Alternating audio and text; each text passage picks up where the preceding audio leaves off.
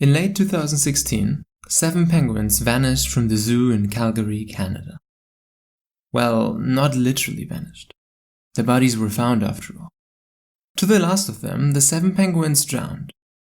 Imagine penguins drowning in water. In the summer of 2017, a pair of mountain goats got stuck on Brendown Cliff in Somerset, England. So badly, in fact, that they were trapped there for months. Some people were worried about the goats as the days passed by and they grew ever thinner. A few animal lovers even tried to climb up and carve a path to freedom for the stuck goats. Yet an unperturbed spokesperson of the National Trust remarked, "It is common for goats to get into ledges and rock faces, and while it can look as though the goat is stuck, they do tend to get themselves down when they are ready." Mere hours after the statement, imagine the sad irony. One of the goats jumped from the ledge, fell down, and died. My name is Daniel Boyar and this is Counterintuitive, the podcast about things which are not what they seem to be. This time we will zoom into a conviction, a bias, an intuition we all carry with us. It's the naturalist bias or appeal to nature fallacy, glorifying all things natural and condemning everything artificial. I mean, just consider the emotions evoked by the words natural and artificial, and you already see the problem we have at our hands. Because natural isn't perfect and artificial isn't bad by default. But first things first. We'll get to artificial in a future episode, so let's focus on natural here. Since the naturalist bias is strongly anchored in most people, we have to exercise caution not to provoke backlash. So we'll start slow, remote, perhaps insignificant. We'll start with a humble beetle.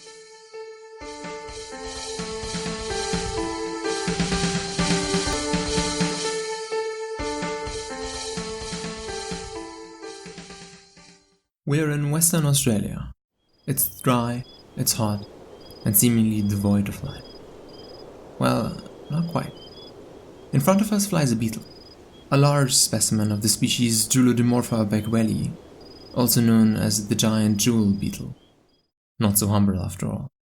But giant indeed, as these insects can reach lengths of up to 4 centimeters of bright red or brown color. Like so many species, the survival of the giant jewel beetle is endangered because of our actions. But there's a twist.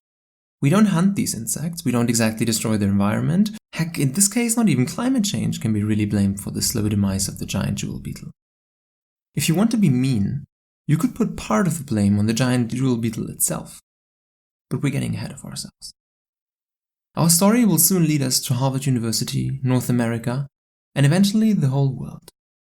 Yet for now, we're still in Western Australia. Just a few meters from where we started, our giant jewel beetle has found what it was looking for. Or rather, what he was looking for. Because, you see, it's August, and that means it's mating season for the giant jewel beetle. And mating season means finding the best possible mate to ensure maximal genetic fitness for the offspring of our beetle. That's why he endured the blazing Australian sun, and now his insectile eyes are locked on his precious prize.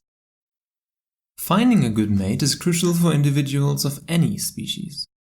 Operating through natural selection of the fittest offspring, evolution usually occurs in species which reproduce sexually.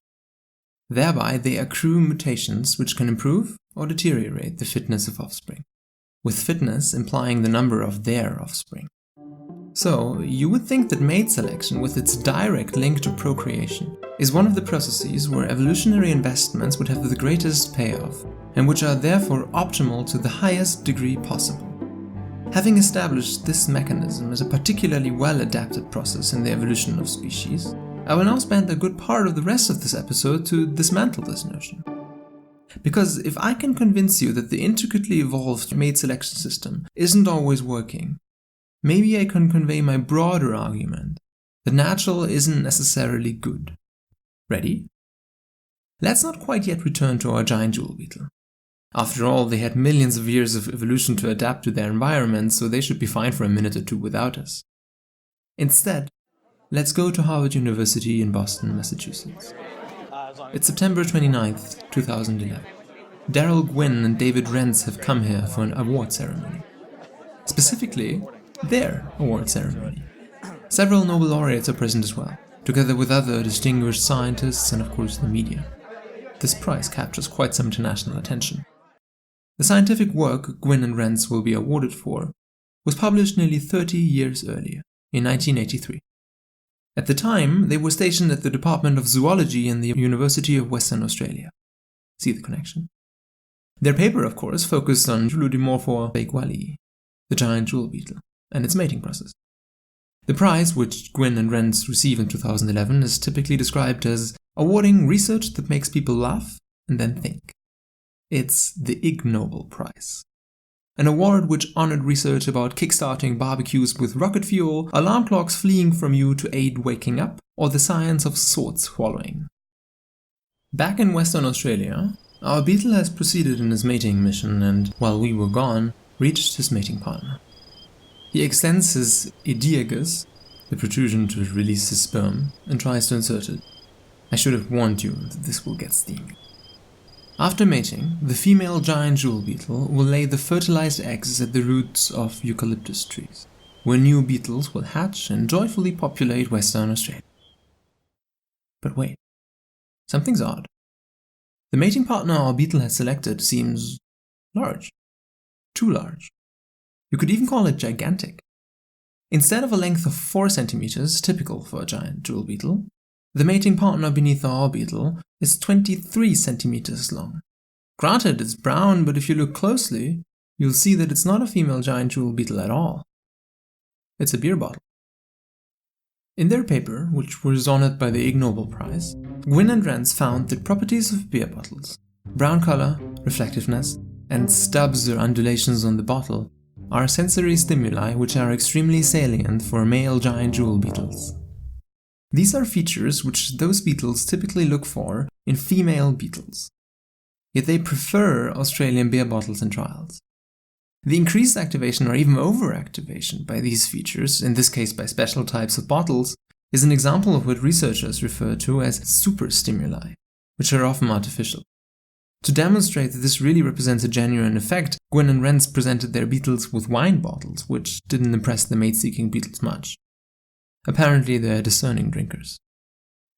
It may seem funny to picture giant beetles humping glass bottles in the desert, but researchers are actually worried this behavior might endanger the survival of the whole species.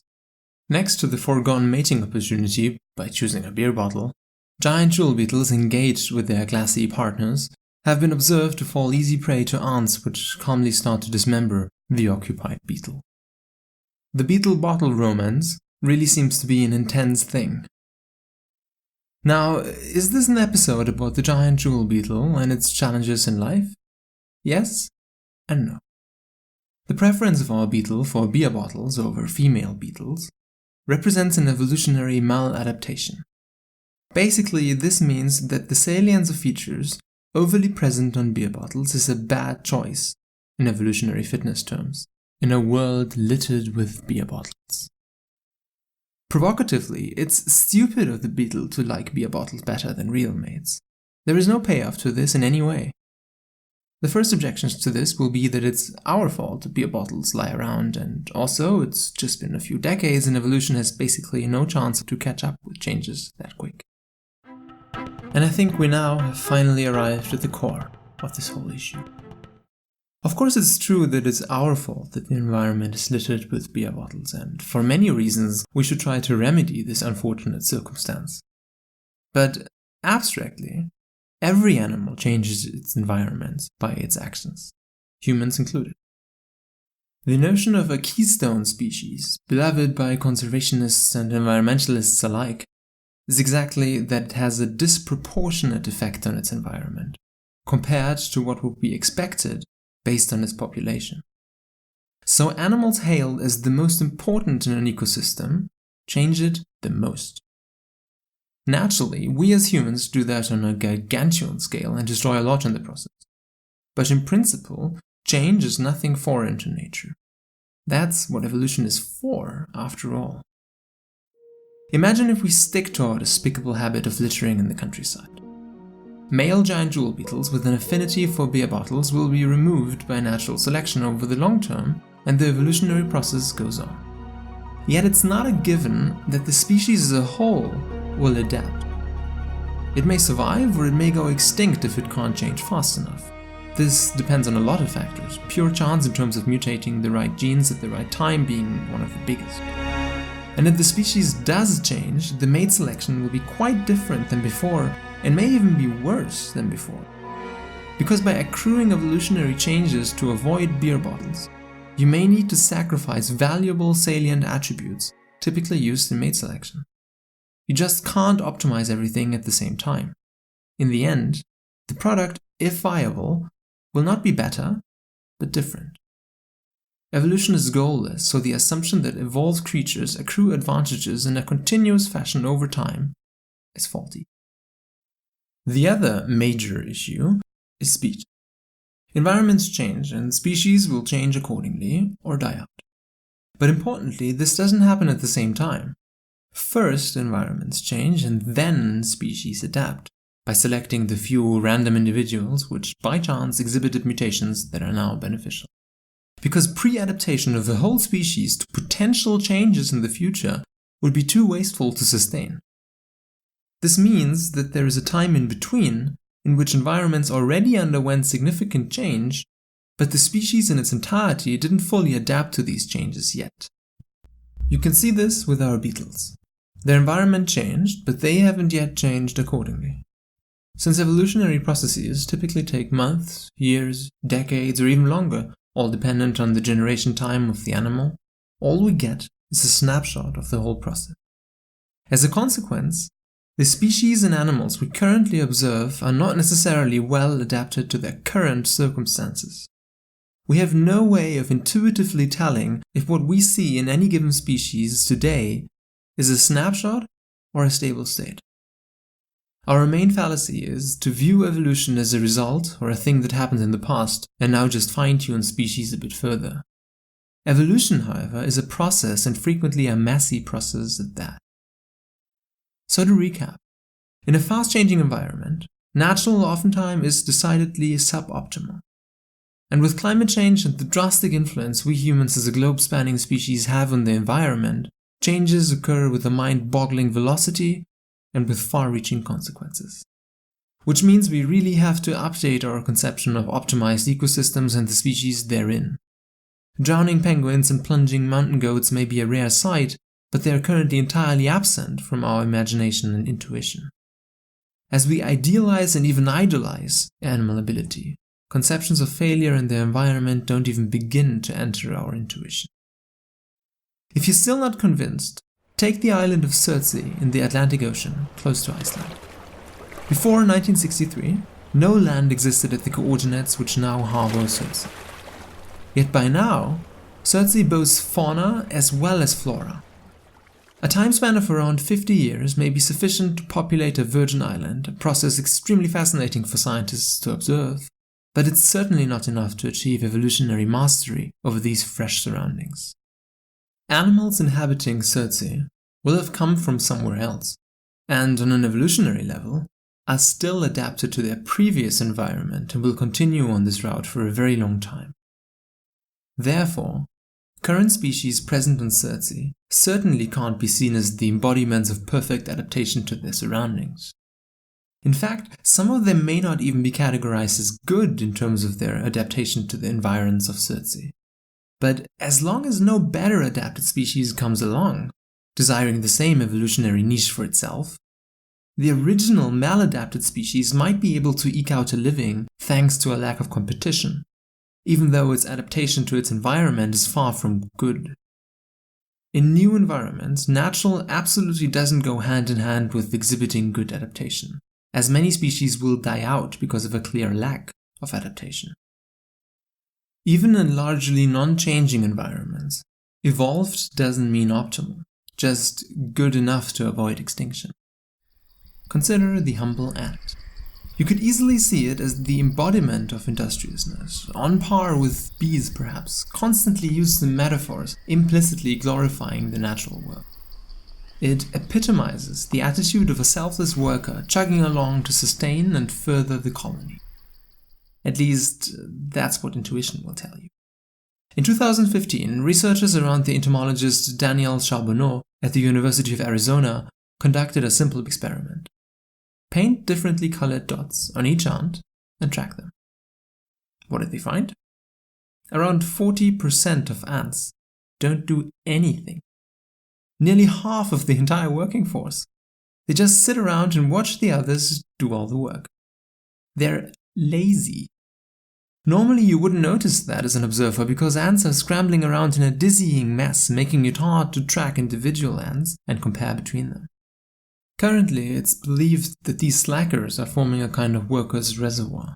Remove the productive ants and eventually the lazy ants will step up their game and make sure that the colony has enough food and other materials.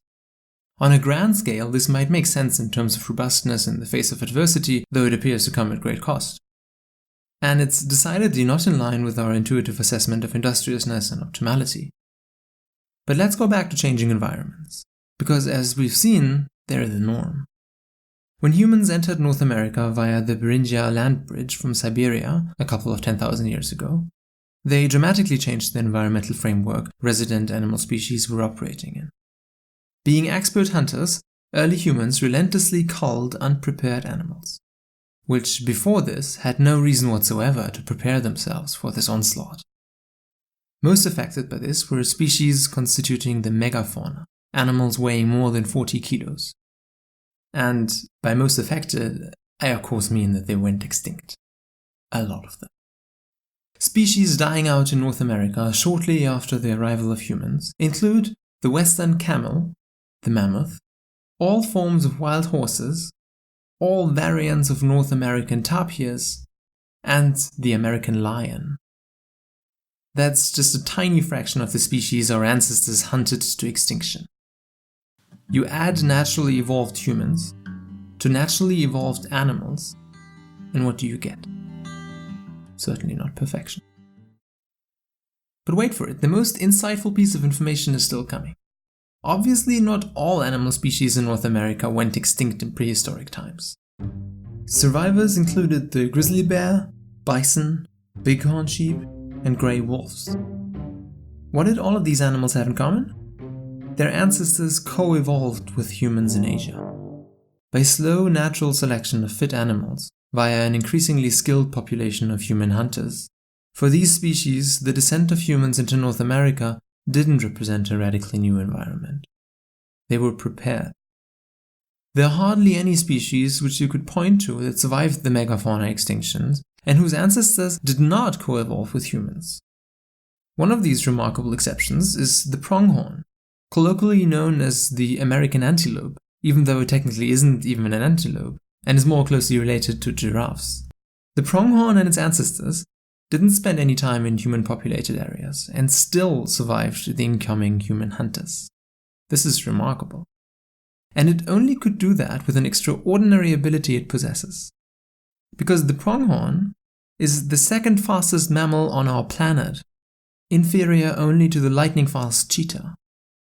Even then, 3 of the 4 pronghorn genera in existence succumbed to the evolutionary pressures of hordes of human hunters.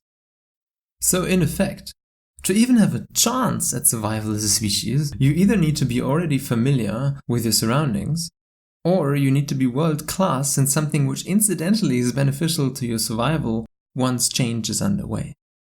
This unlikely constellation of factors doesn't bode well for the infallible quality we often bestow upon nature and all things natural.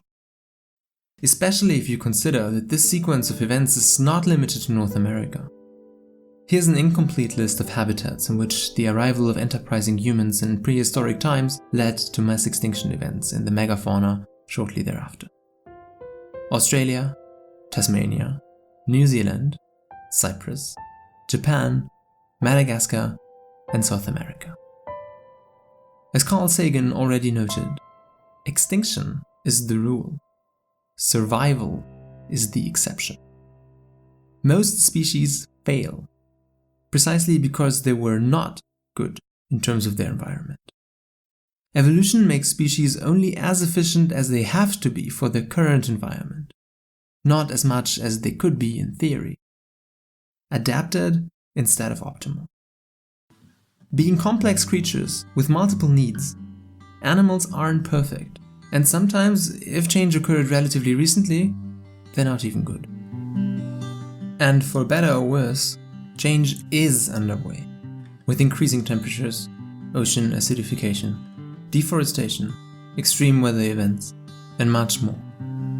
So even if we can slow it down, we better get used to some of the natural losing its splendor.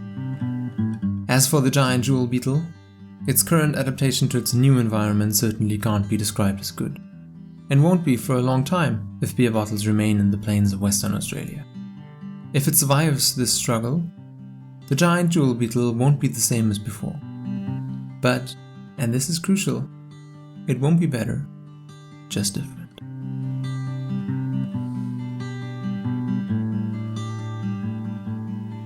I hope you've enjoyed this installment of Counterintuitive. If you did, join me next time, where we'll talk about the fascinating multitudes of our personalities. You can find references and further reading for this episode in the show notes. If you like Counterintuitive, please recommend it to your friends and give it a 5-star rating on Apple Podcasts, Stitcher, or wherever you get your podcasts from. It really helps. A new episode will be uploaded every 2 weeks. My name is Daniel Boyar, and you've listened to Counterintuitive, the critical thinking podcast about things which are not what they seem to be. You can follow me on Twitter at @Daniel_Boyar or on my website dboyar.com, where you will find articles about more counterintuitive phenomena. Until next time.